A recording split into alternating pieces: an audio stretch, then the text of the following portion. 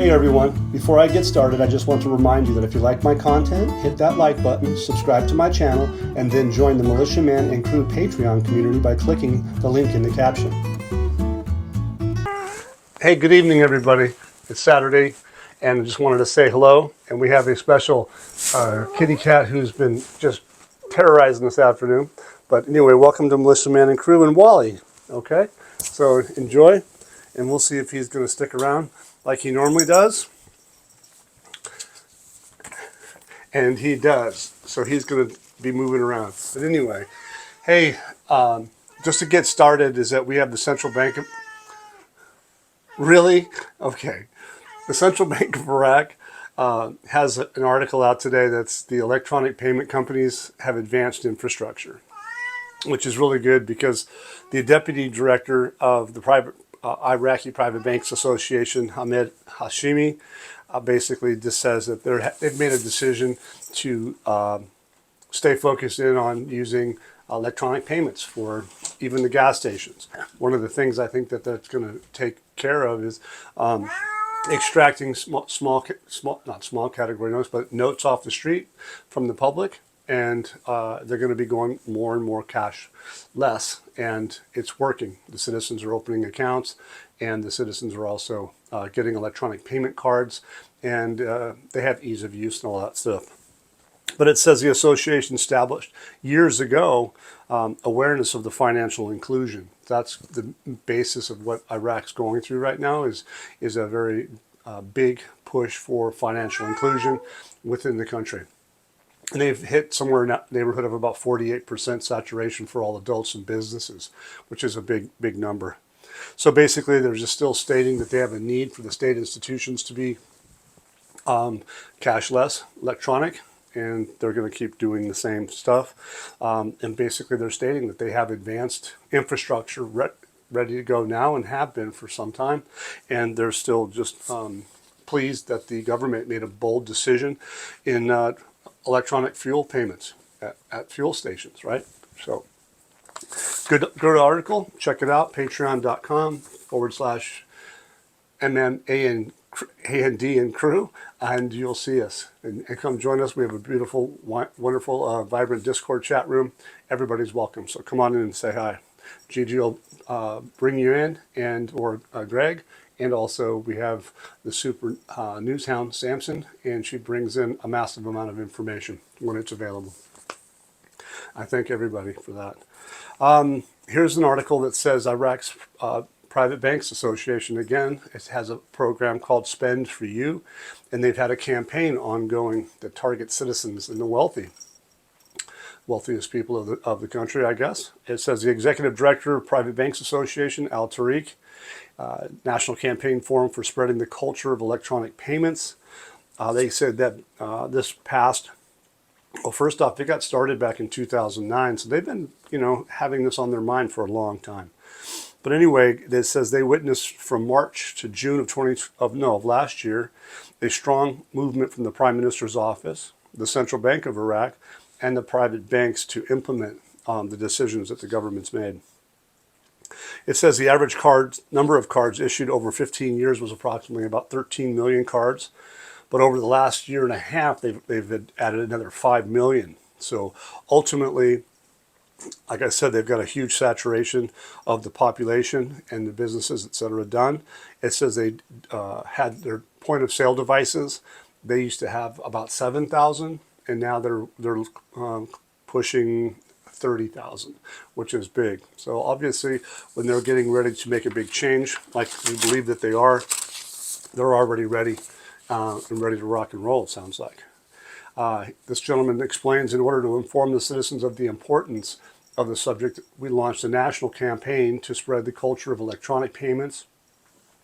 And they also have a need for cooperation to support the national campaign and the issue of education. And it says that it's their duty. And what's it about? It's about Spend for You. It's the campaign targeting citizens and those with money. And why? It's a benefit for the citizens. It reduces the cases of corruption, theft, the ability to money transfer cross borders now, Okay, ease of use, that's what they can do. Whether they're turned on or not for that purpose yet, we're going to find out. But it has an ease of use. And also, what does it do? There's documentation of the financial movement so that the country can follow, money in and out. And basically, it's got the benefit for everyone. It's noted that the digital transformation has been underway for years. It's becoming more and more high-tech and abundant in its use. I mean, they have at least 30,000 places to use their cards to make it for safe, fast, easy use, and traceable with electronic documentation. Basically, it's a win-win situation for all the citizens and businesses, of course. Here it's in the Kurdistan region, the Ministry of Finance, Iraqi Minister of Finance as well.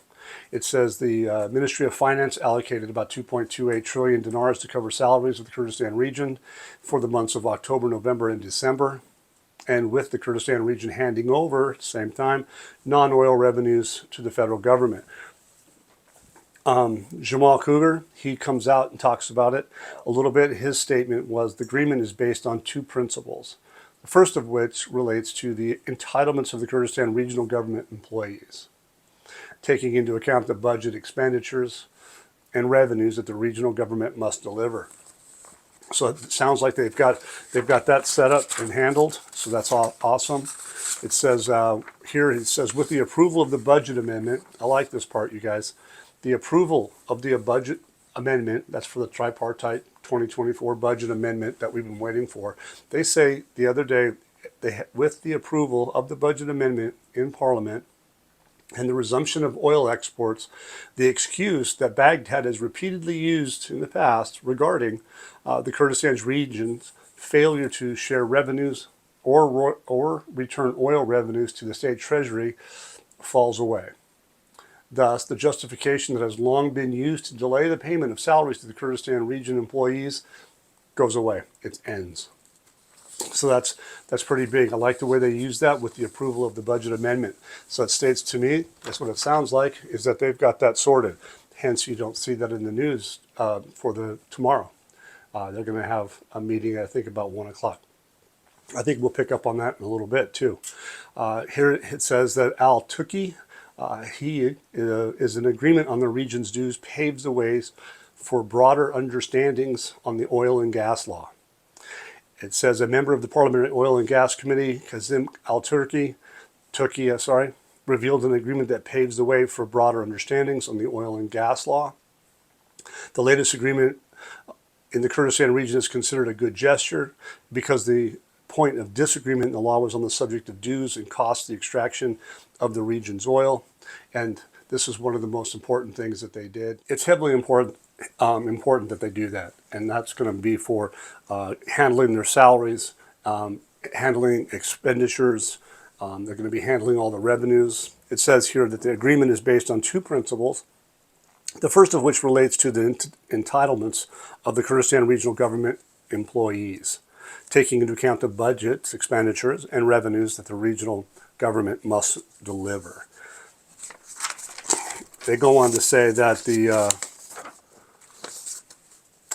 with the approval of the budget amendment, so with the budget approval, okay? We have an article out today that's going to be talking about in our room in patreon.com. You'll find that they do not talk about the budget today. They talk about effectively the hydrocarbon law, or per se that the real estate law, the amnesty law, those are on the table for tomorrow. I think we're going to get into that a little bit. Okay, but it says with the approval of the budget amendment in Parliament and the resumption of oil exports, the excuse that the Baghdad has repeatedly used regarding the Kurdistan's regional failure to share revenues or return oil revenues to the state treasury falls away. Thus, the justification that has long been used to delay payments and salaries to Kurdistan region employees will end. Okay, so anyway, that's what it sounds like, is that with this article suggesting that with the approval of the budget, in other words, we've got the approval of the budget, now that we're giving the non-oil revenue to the center, which is Baghdad, the citizens will be getting their salaries on time, and which is going to be a good thing. And especially when they know that they're going to be getting purchasing power. That's what they've been told anyway. That's our understanding of it. And so here's another article too that's kind of key and important. Is it says Al Tookie, his name, agreement on the region's dues paves the way for broader understandings on the oil and gas law.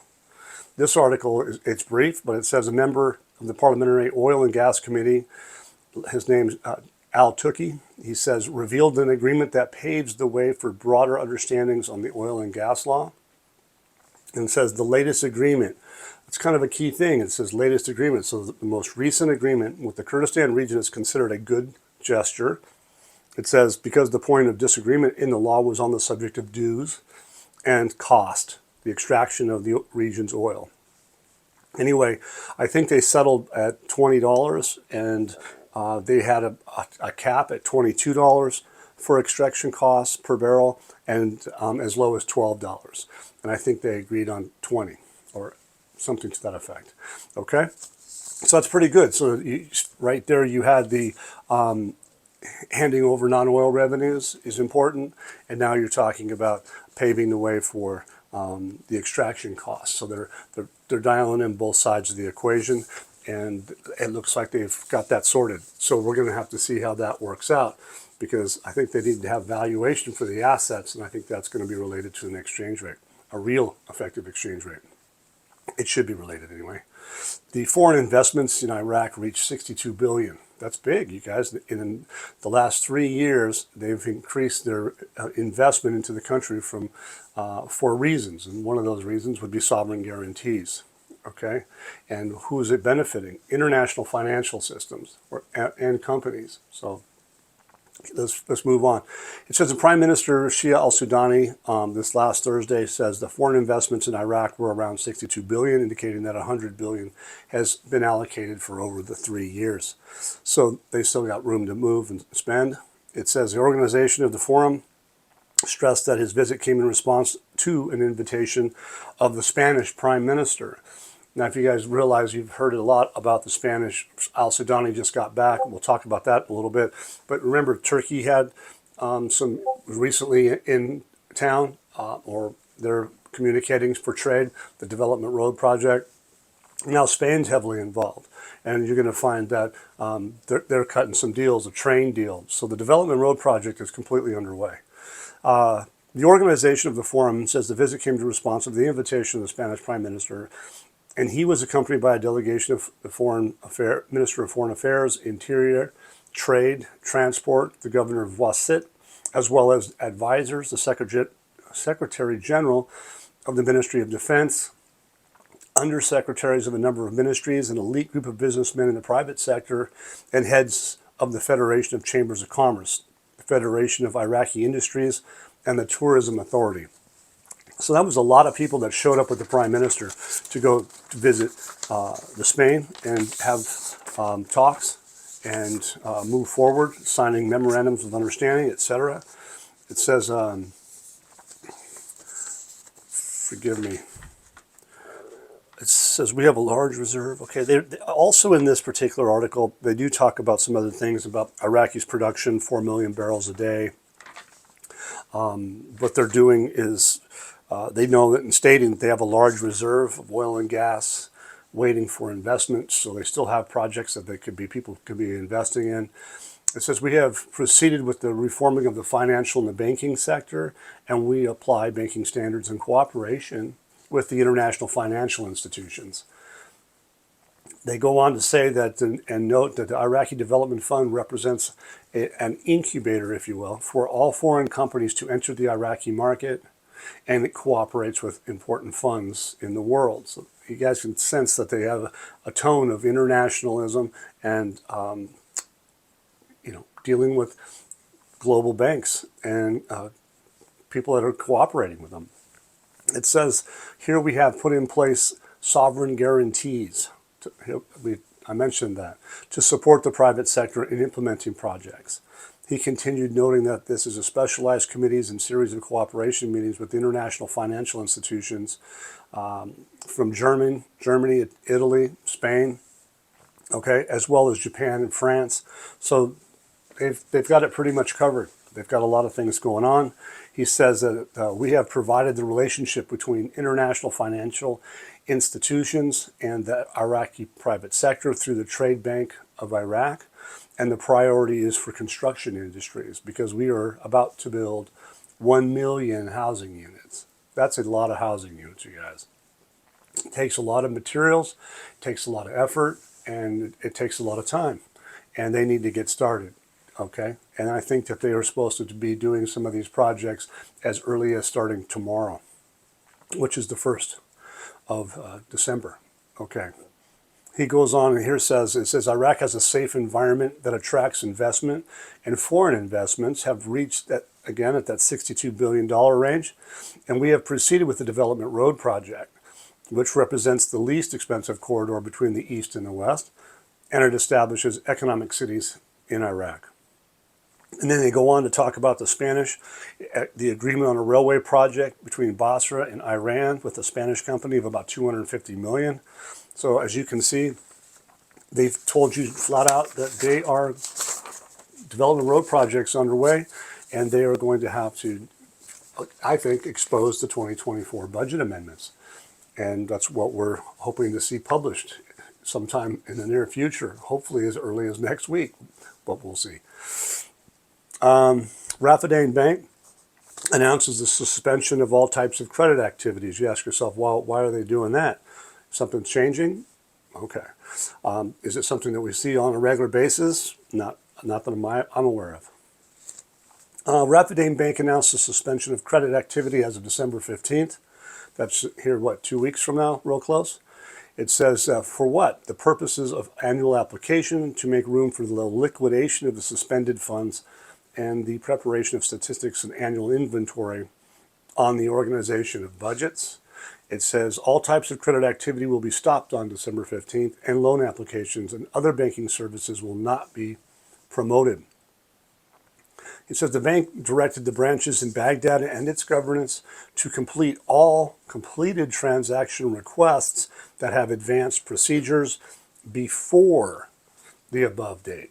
So they're not saying that's the date, it's saying they want to get this stuff sorted and done before that date. Okay, so but you're seeing here, though, as we talked about Turkey coming into town, we talked about Spain possibly coming in, well, actively making contracts for doing so. It says there's a positive impression regarding Baghdad's nomination of the capital of tourism. And who's involved with this? League of Arab States, Prime Minister's Advisor to Tourism, Antiquities Omar Hassam Alawi, and several other government agencies were involved. It says Baghdad today is regaining its brilliance and presence and role, taking its true weight that it deserves, and we hope that it will be honored as the capital of tourism for the year of 2025. All of this stuff you see, the Development Road Project, these guys are showcasing for their tourism.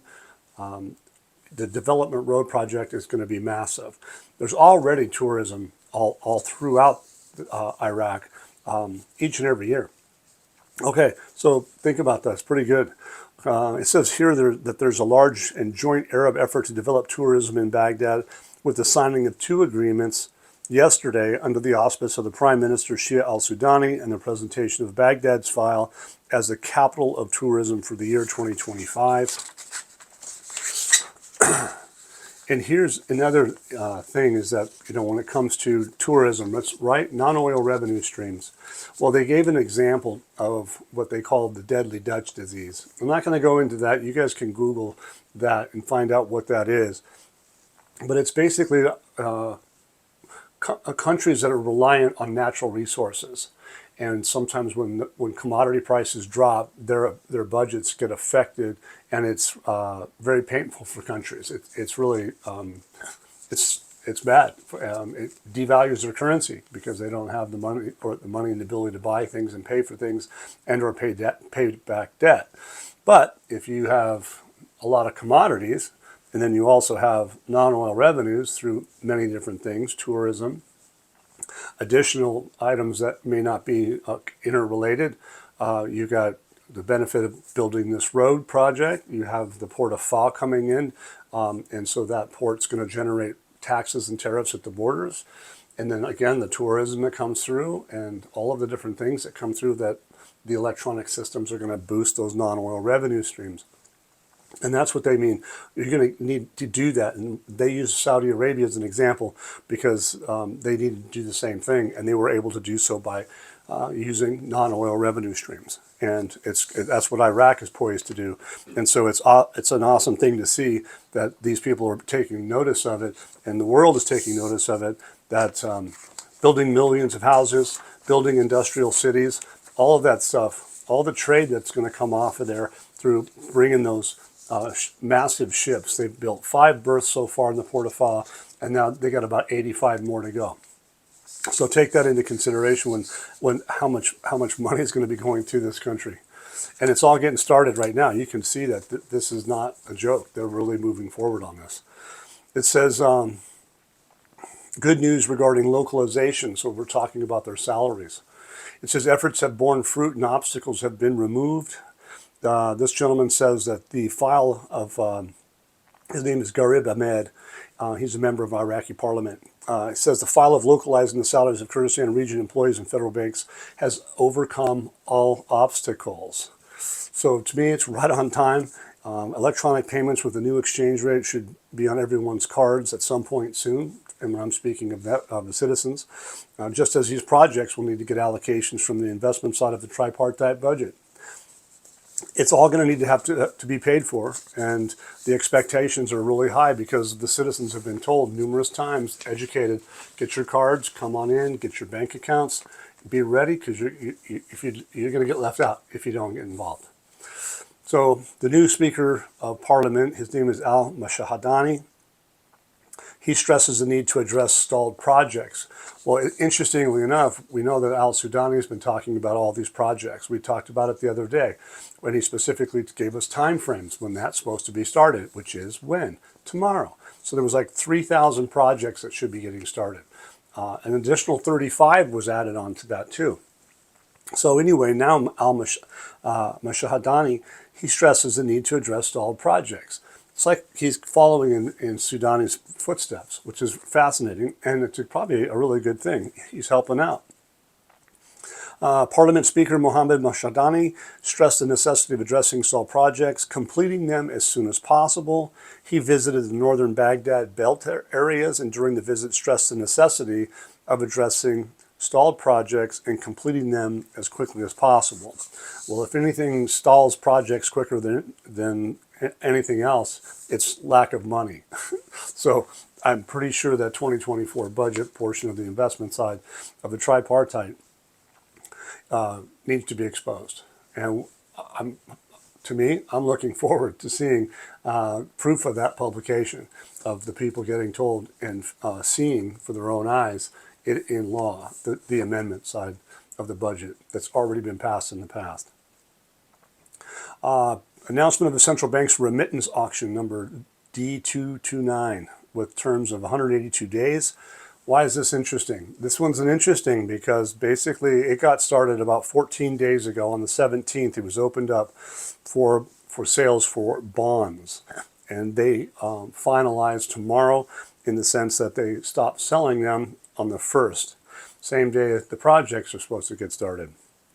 It says, note that the data used to determine the investment size of 50% of private sector deposits is dated 11/14/2024 and was submitted during the period of 11/19 or 11/17 and 19/2024 via the BSRS system. And it goes to a period of, 14 days. It says, but we emphasize the necessity of excluding current accounts from private deposits, as well as excluding the amount invested in the B320 auction for a period of 14 days. So it looks like that 14 days coincides with tomorrow. And so that's also coinciding with projects that al-Sudani talked about. It's really good. It's fascinating, you guys.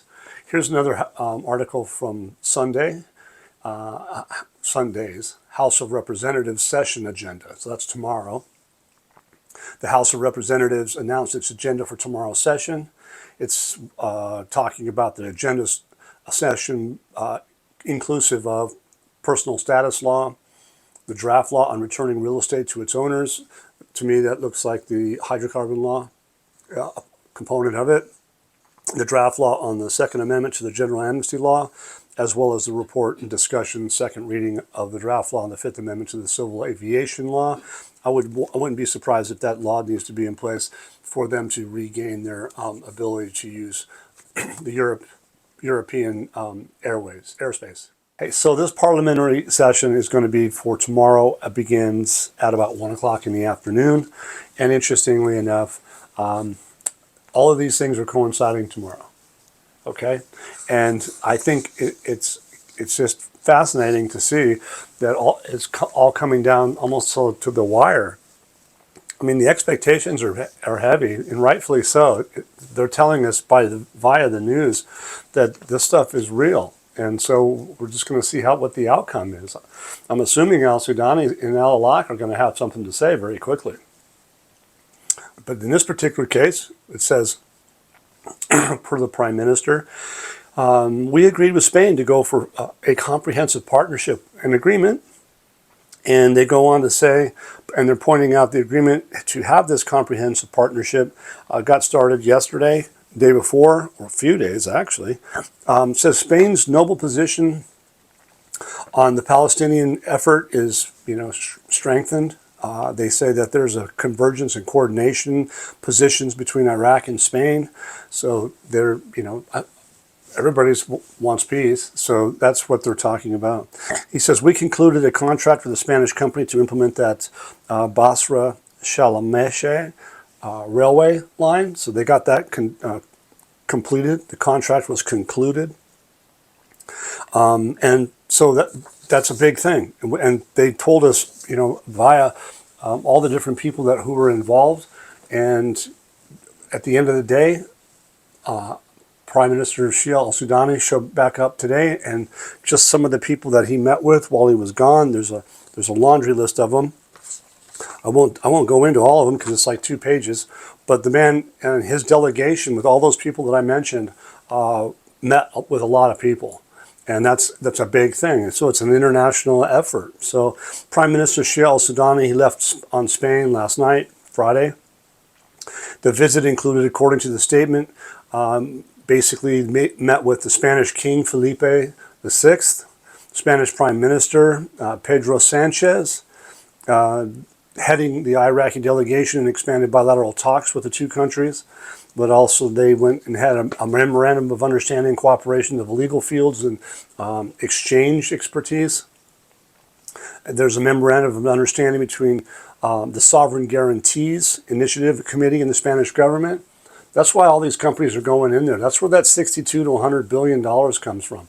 These people are getting guarantees that they can come in and invest and have such less risk, it's almost impossible to not come in. Memorandum of understanding between the Federation of Iraqi Chambers of Commerce and Spanish Chamber of Commerce. It just goes on and on. Is there anything specifically more? They met with the Secretary General of the United Nations World Tourism Organization. So you see how this is all going. You have all the agriculture, you have all the businesses, you have the road construction, you have the development, you have the railway, and you have United Nations World Tourism. So everybody's involved in this. He was on TV, 3 or 4 different places. The man just actually is a go-getter, and I think everybody is very impressed with Iraq's Prime Minister, and especially where they are today. And their focus is financial inclusion, bringing their world, the Iraqi world, to the world, if you will, in a manner that is up to date. They got new technologies. They got the electronic taxes and tariffs at their borders. They got all kinds of different things. They're breaking out with their stock exchange. Their stock exchange has been on fire for the last 2 years. One thing after another supports that Iraq has moved and done for the last 2 years, things that we've never seen before. And so it's powerful information. I think you guys should like it and enjoy it and have a really good weekend, because it's exciting times. So now we just really watch closely and see what they finally do. Okay? Enjoy your afternoon, and we'll see you again soon. and hopefully in a different light. So enjoy. So everybody, if you like the content with Militia Man and Crew, please hit that like button and subscribe. And then also thank you guys for all the kind donations. They make this whole thing happen for everybody. And you can see that we have Venmo, Zelle, and PayPal. And definitely easy does the trick. So we appreciate everything that you guys do for us. It's greatly appreciated. So enjoy your weekend. Once again, guys, don't forget to hit that like button if you like this content. Subscribe to the channel or join us at the Militia Man and Crew Patreon community for even more exclusive content. You can also donate to this channel by hitting the links in the banner to help keep this page up and running. Your generous support is greatly appreciated, as always. Much, much appreciated. Thank you so much and have a great day.